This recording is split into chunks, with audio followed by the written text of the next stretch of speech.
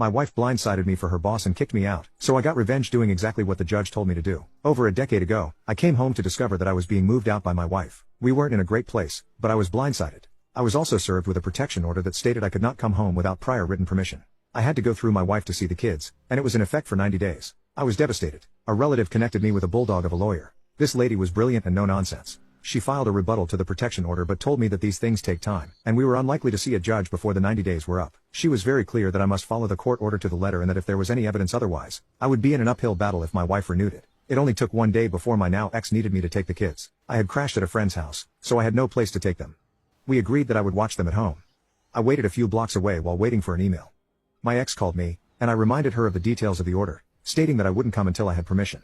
This happened twice more within the first week when I waited down the street. So I told her I wouldn't leave where I was staying until I had the email, which was about 20 minutes away. I texted her to remind her. The very next day, she again didn't email. We had planned for me to pick up the kids to take them to school since their school was only a few minutes from my work. However, because I had not received written permission, I ran out of time to drive to pick up the kids and then make it to their school and work. She called, furious that I wasn't there. I reminded her about the permission and explained that I was out of time.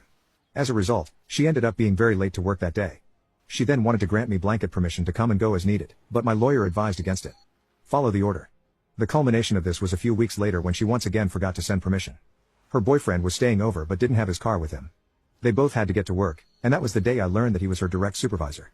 My ex had to call a friend from work to pick up the kids and take them to school, and the friend found out.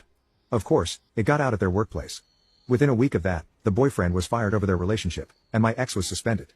By this time, I had my own place, so the kids ended up staying with me most days. I later learned that the protection order was the boyfriend's idea. My ex was quite mad about it as it turned into evidence that I wasn't a threat to her or the family, and the judge was quite harsh with her over it when we settled for support and parenting time. She called it intentional and harmful parental alienation. Sucks to suck, doesn't it? Update 1.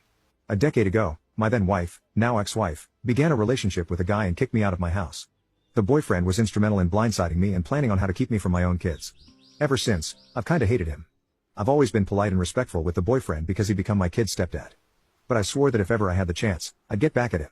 I figured it would be something petty, but then he gift-wrapped my revenge, and I've been running with it for almost 3 weeks now. My kids are mostly grown now, some in university, some in grade school. The university kids live with me while the high school ones still go back and forth with their mom. I'm also remarried now. My wife and I each have our own vehicles, but my wife owns and insures a minivan for when we all go somewhere together. The kids are free to use it too, as only one of them has a car. We only have one set of keys, so I put an air tag on it. It's a little transponder that tracks its location. I put it on there in case the keys were lost. About 3 weeks ago, one of my older kids took the van out for the night but ended up staying at his mom's on the couch.